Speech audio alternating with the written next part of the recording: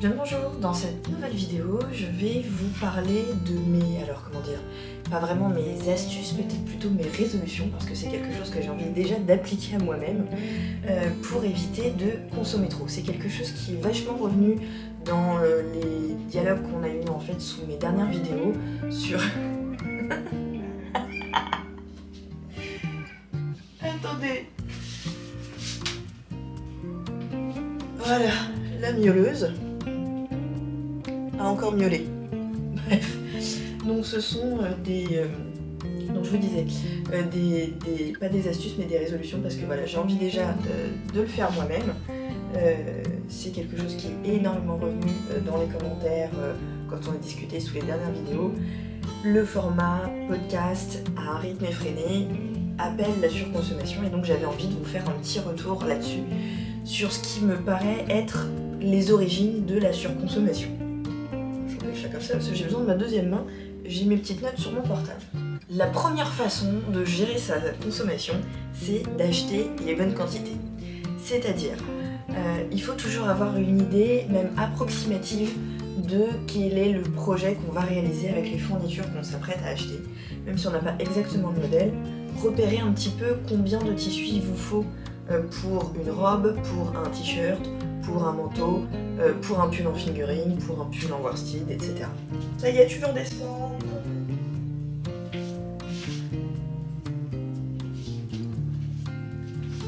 C'est une méthode hyper simple pour éviter de vous retrouver avec 3 mètres de tissu alors que vous ne comptiez faire qu'un t-shirt avec ce que vous venez d'acheter, ou alors d'éviter de vous retrouver au contraire avec 3 écheveaux de Dickie quand il vous en faut 4.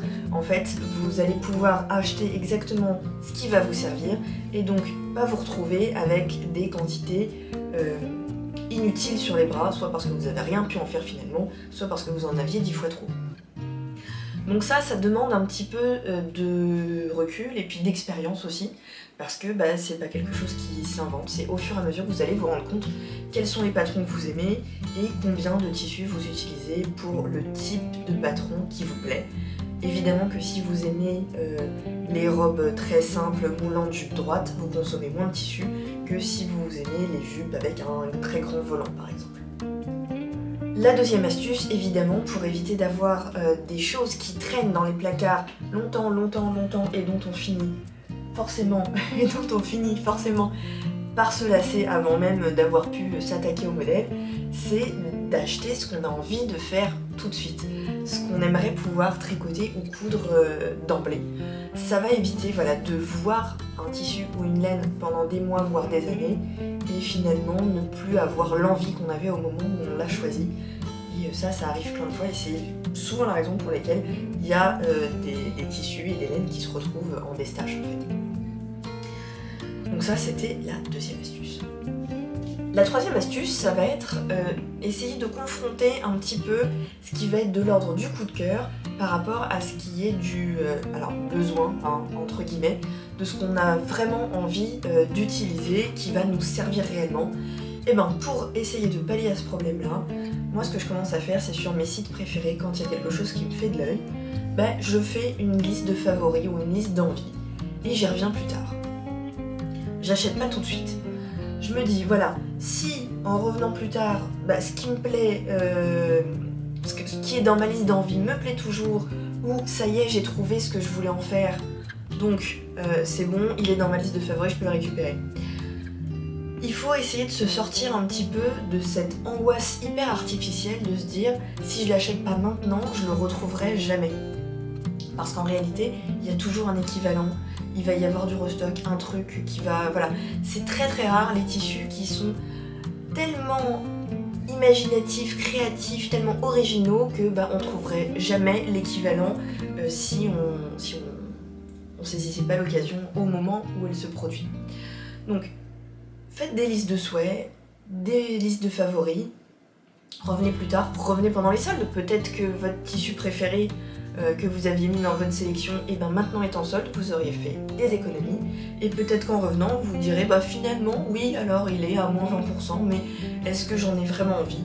Peut-être pas. Donc ça, c'est quand même une bonne technique, c'est quelque chose que je fais aussi dans les boutiques physiques, Quand il y a un truc qui me plaît mais je suis pas sûre de est-ce que vraiment je vais m'en servir ou est-ce que c'est vraiment là le coup de cœur, ben je le regarde et je me dis je reviens la semaine prochaine. S'il est toujours là, c'est qu'il est pour moi.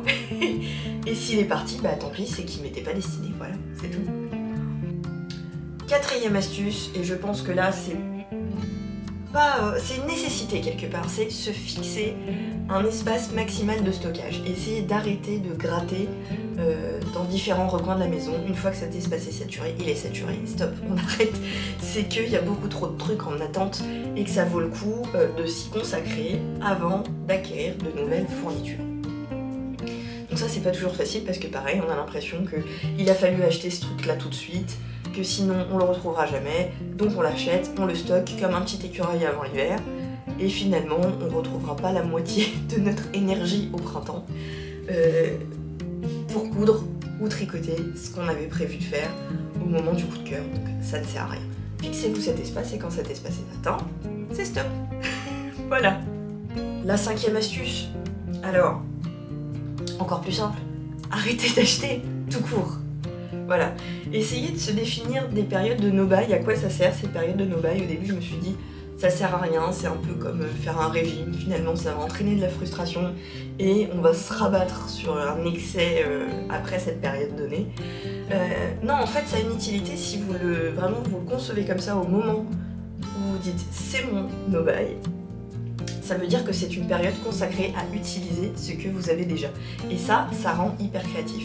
Se dire voilà, j'ai un stock considérable de restes de laine, il doit bien y avoir une façon d'en faire quelque chose, plutôt que de laisser des petites boulettes à l'abandon, les pauvres.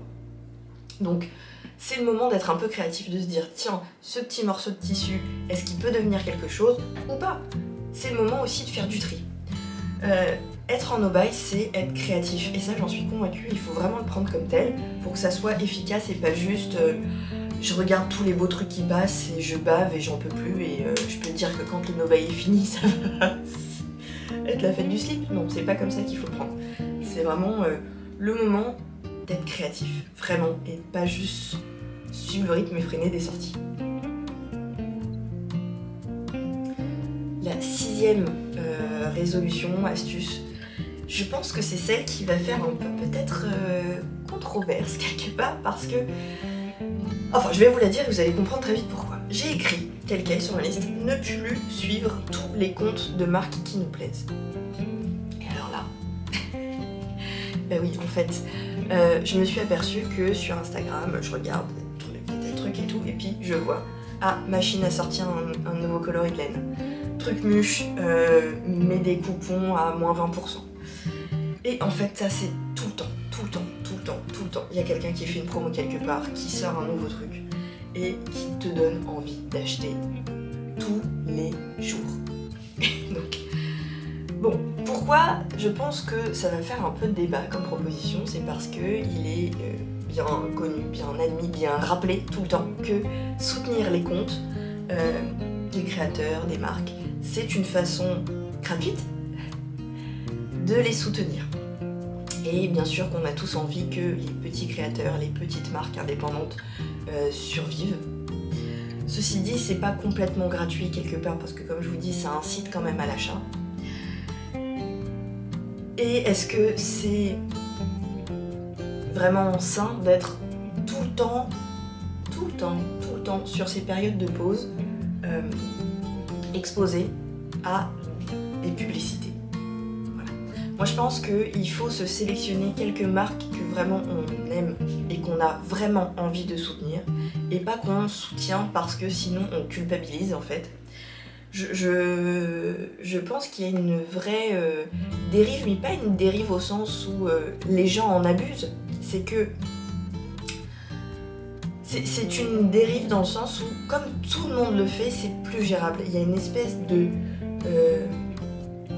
quête permanente, mais dans le sens faire la quête, vous voyez, où on est tout le temps en train de faire la quête pour votre soutien, pour un petit like, pour un commentaire, pour un don, pour un achat, pour un soutien. Et franchement, ça m'étouffe. Donc, j'ai commencé à me désabonner de certaines marques, de certains comptes que finalement, je me disais, bon, J'aime ce qu'ils font mais sans plus et je ne peux pas soutenir tout le monde, c'est pas possible. Par contre, ça engendre de la frustration de voir sans arrêt des releases de produits, des promotions non-stop. Donc j'essaye de limiter les comptes de marque et finalement d'avoir un peu plus peut-être de comptes d'amateurs ou de créateurs de contenu, on va dire, qui mettent en valeur ces marques ou ces produits. Donc qui me permettent de rester au courant de ce qui se passe, parce que c'est quand même ma passion et voilà, j'aime bien être au courant de ce qui se passe, des patrons qui sortent, des tissus qu'ils ont utilisés, mais sans être frénésie d'achat, vous voyez. Donc voilà, c'était 6 astuces, résolutions, recommandations qui me paraissent assez évidentes. J'aimerais savoir quelles sont les vôtres, comment vous faites pour soit ne pas craquer tout le temps parce que vous avez le budget, ou ne pas être frustré tout le temps parce que vos envies dépassent votre budget, parce que finalement c'est un petit peu le même problème tout ça.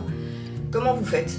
Est-ce que pour vous c'est un problème d'accumuler? C'est pas un problème, ça l'a été, ça ne l'est plus, ou ça le devient? Dites-moi tout où vous en êtes de ce côté-là. Moi c'est par phase évidemment, et bien sûr que je jette la pierre à personne, hein. Si vous avez les moyens, l'envie, la place, et que ça ne vous pose pas de problème, que c'est comme ça que vous vous faites plaisir, et ben faites-vous plaisir. Ça, je ne peux pas juger à votre place de ce qui est bon pour vous. Par contre, tous ceux qui se sentent un petit peu, voilà, pas forcément raccord avec leurs valeurs ou leurs moyens ou leur envie du moment, voilà, des choses qui peuvent vous aider. Comme je vous disais, moi c'est par phase, il y a des moments où je suis hyper raisonnable et des moments où je craque mon slip.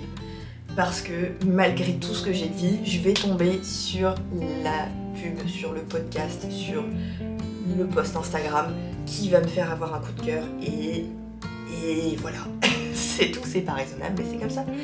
Donc j'espère que ça vous a plu, que ça vous fait réfléchir, que ça vous donnera des idées de choses à m'écrire, parce que moi c'est comme ça que je me nourris pour avoir des idées de nouvelles vidéos. Donc si par ailleurs vous avez des idées de vidéos qui n'ont rien à voir avec le sujet du jour, vous pouvez toujours me le dire en commentaire aussi. Je le prends en note. Des bisous.